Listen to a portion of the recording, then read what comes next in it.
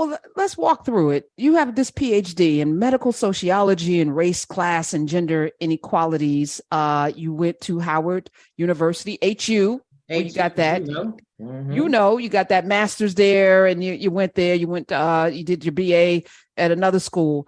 For you, and I've been really processing, you put together a whole business around healthcare called UzObi. Yes, ma'am. And I'm on the site. Why did you start this and how? The short answer is threefold. One, I moved to Minnesota because I married a Minnesotan. So that was just, one of those things that was outside of what I expected my life to be. And when I moved here, I, as a clinical ethicist is my background, and we can talk about what that is in a minute, but I was working as a clinical ethicist at Children's Minnesota, and I was really engaged in all the state stuff around COVID. It's 2020, helping the state address the issues of disparities and inequities. I'm on these calls every morning at like 7 a.m. It was a lot of work, and being intentional about saying we can't keep pretending that race has nothing to do with this, right? So there was a lot of conversations about race and racism in Minnesota and addressing the COVID path. And George Floyd was murdered right down the street. That hit me harder than any of the other murders of our brothers and sisters because it was right down the street, one. And two, I had a 4-year-old Black boy who I had to explain to why mommy was upset, why the whole place is shutting down, why people are burning stuff and getting angry, why daddy's mobilizing the neighbors to get stuff to take up to families in need, like why all this was happening. Having that conversation, that first talk with my son, made me realize that I have to do something different. What I had done for what now, like 17 years was great and set up a path that was helpful, but it wasn't the intentionality that I needed in order to make a difference. So that was my first move, is I had to change, and I have to change into a space that focuses on inequities and inequities around Black and Brown experiences in medicine. Then the second thing happened, same 2020 year, my father died in December of 2020, and I'm a daddy's little girl. I got 3 older brothers, I was the only daughter, apple of my father's eye, favorite child. You can ask any of my brothers, they'll say I was the favorite. Very easy, no one questioned that. And when my father died, he died of natural causes. And so we find the blessing in that. I had this really just powerful gift of the realization that my family got to have uncomplicated, non-traumatic grief around the death of our father. And I had to unpack that because there were people who looked at it as weird. I remember taking my mother for a follow-up doctor's appointment the same week my father died. We had buried him. I took her like 2 days later to go to her doctor appointment. And my parents were married for 51 years. So this was like the first time she's by herself, right? And she tells the physician, yeah, my husband died, early in the week, and we just got back from the funeral. And the physician kind of looked at us and was like, why are you guys here? Like, why aren't you just kind of devastated? And my mother and I were like, why would we need to be devastated? I mean, he was almost 81 years old. He was a phenomenal human being, lived an incredible life, was a diplomat for the UN, an incredibly smart, talented change maker, focused on changing the outcomes of people in Africa, particularly West Africa, made huge strides in his life. That's just the end of his book. And that's the way it's supposed to be. And I realized that the shock factor was because we as a family got to give dad the end that was in line with who he was.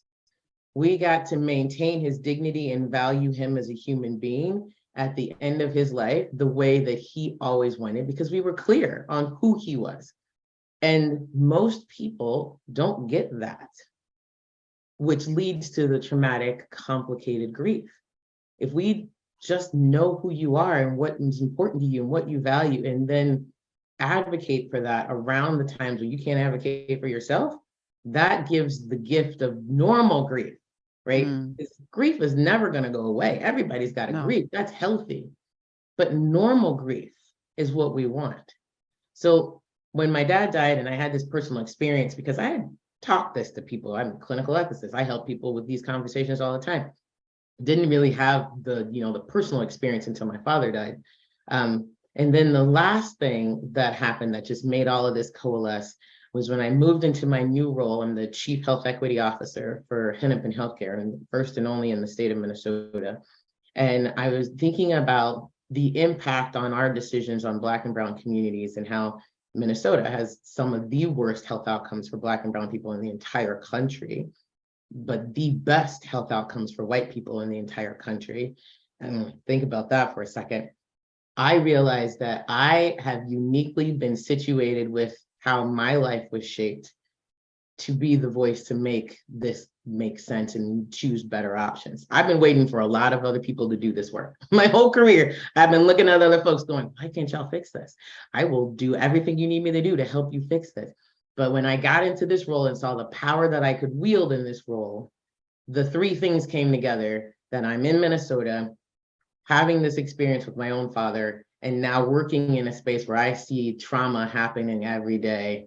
I have to step up. I can't just sit back. And so I created UzObi, which means the heart of my father, to not only address what I believe everyone should have, which is giving people an opportunity to bring their voice back to the center of the conversation in healthcare, but to do so in a way that every experience that you have with a healthcare, anything, physician, nurse, emergency room, clinic, whatever it is, you come out of it with uncomplicated trauma.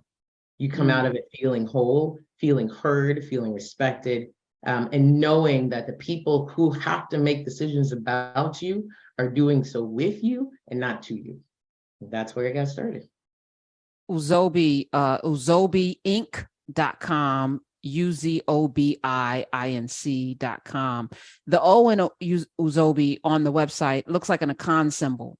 And I love that it's the heart of your father. It's beautiful. Is that Igbo? Yes.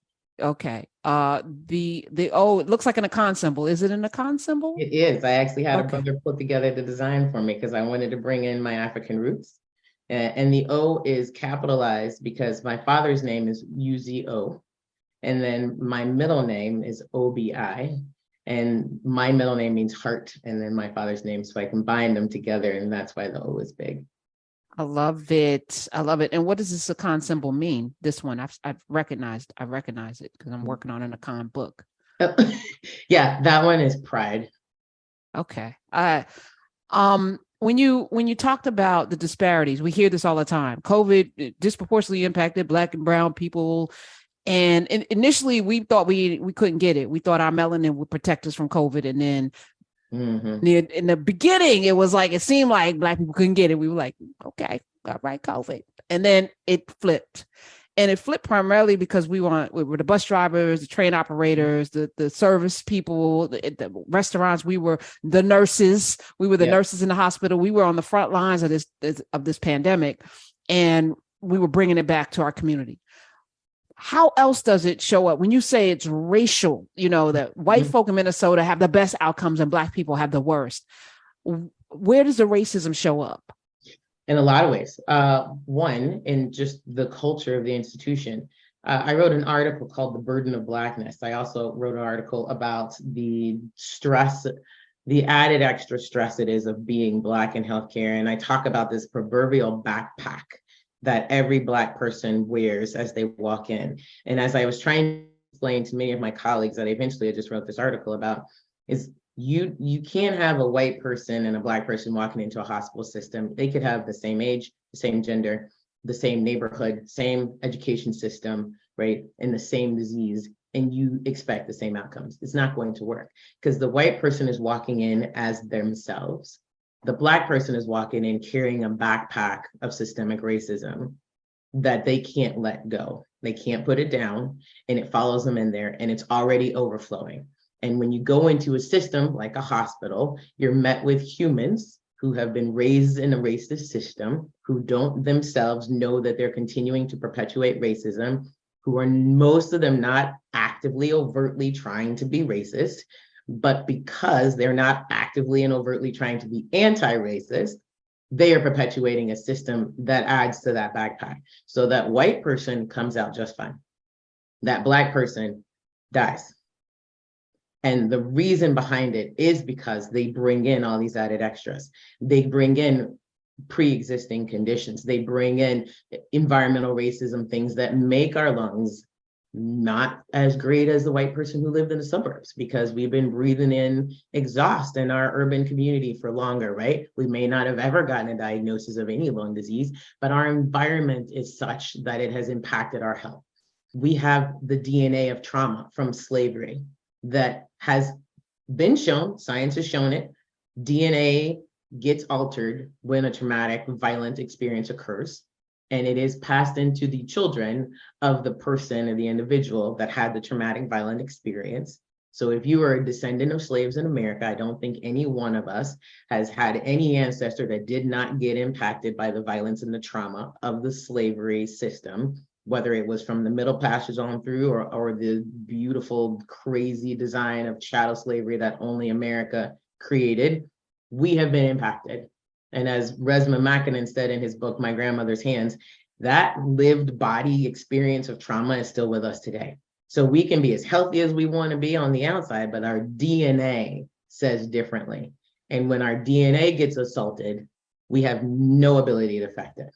We just have to ride the wave and hope that we get to be a lucky person and come out.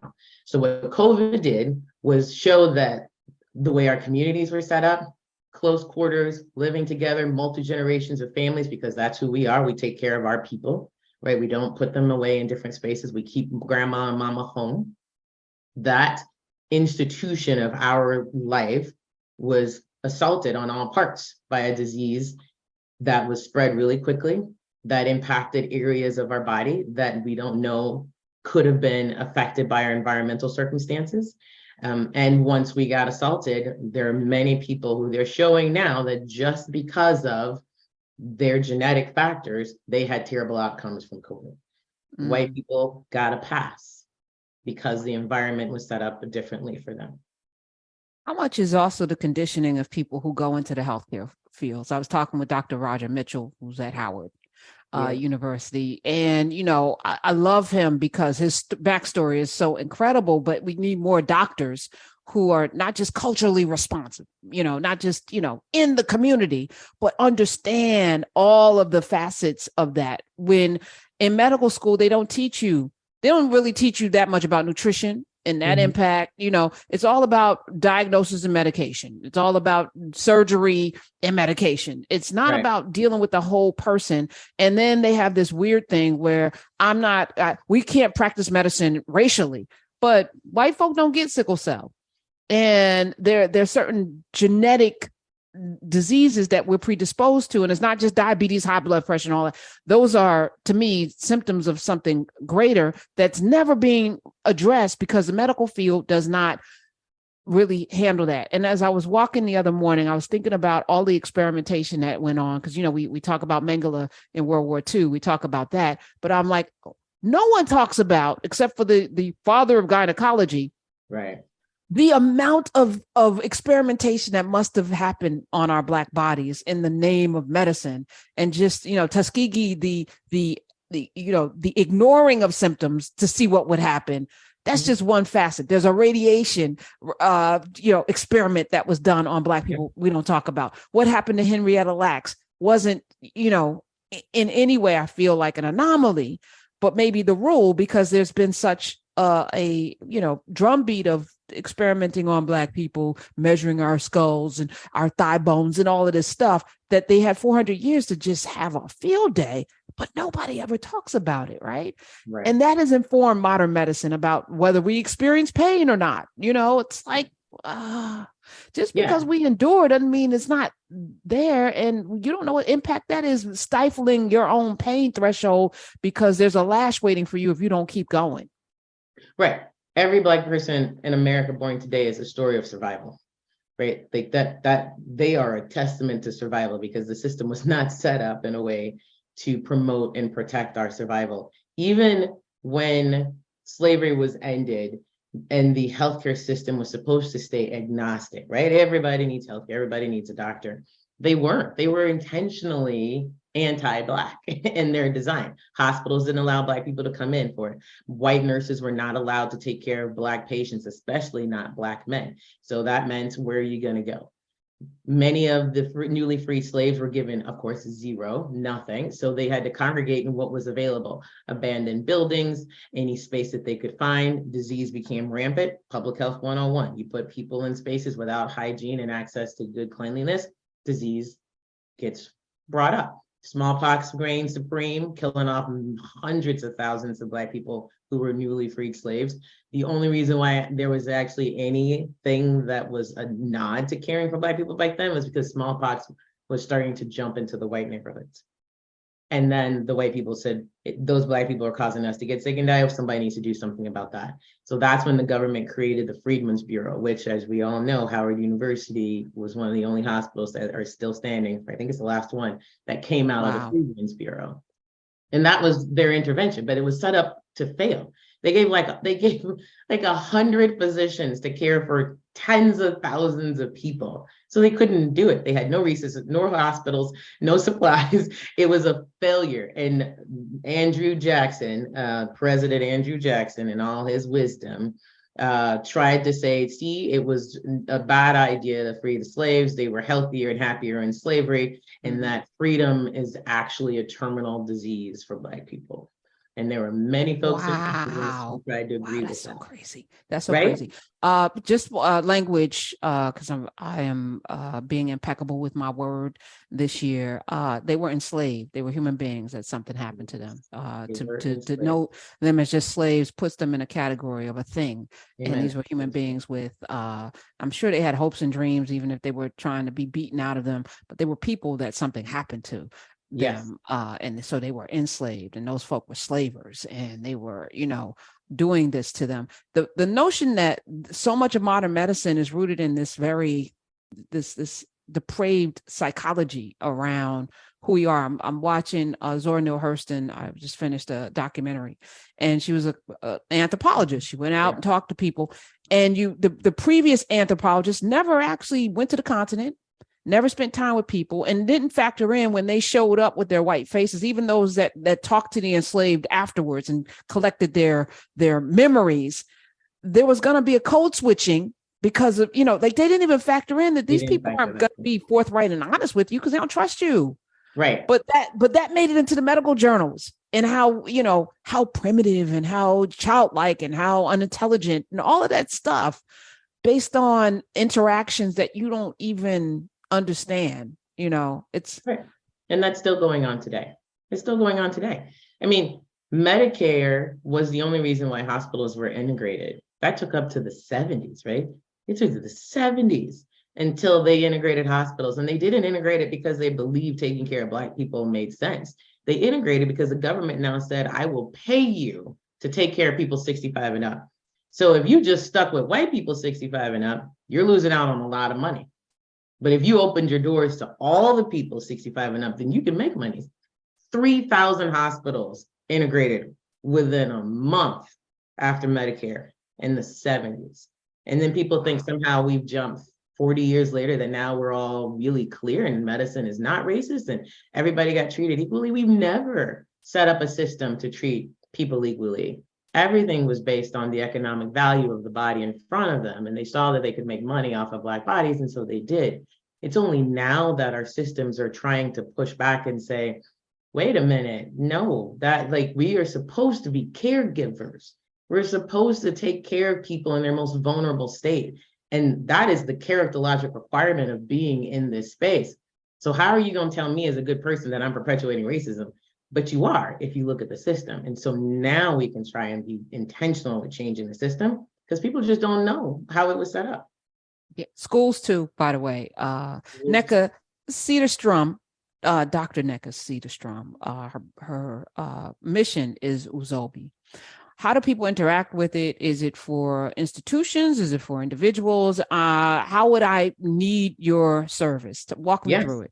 It's for everyone. And it's always funny because somebody asks, well, it's like, in business, you're supposed to sort of pick a side. Is it the business side or is it the consumer side? And because it's healthcare, Everyone makes up all those sections. So I say it's for everyone.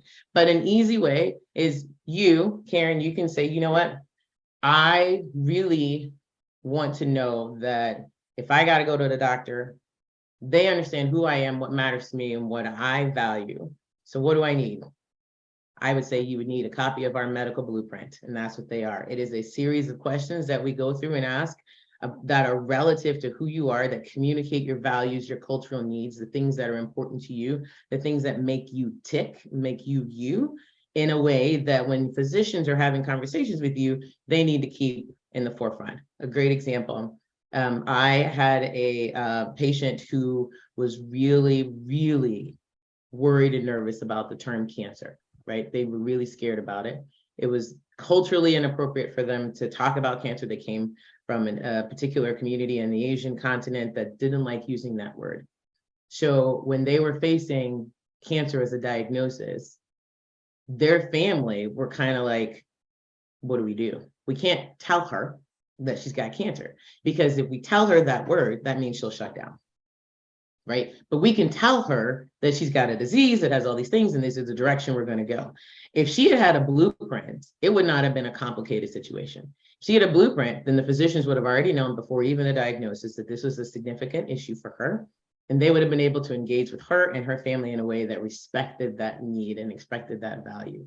Without that, it became a big dramatic event. Lawyers were called in. Are we not being honest by not saying the word? I mean, it was just all this unnecessary hoopla, because we have a tendency in this country to not do so good at understanding and respecting outside cultures and traditions that don't seem, based off of the white normativity of what culture should be.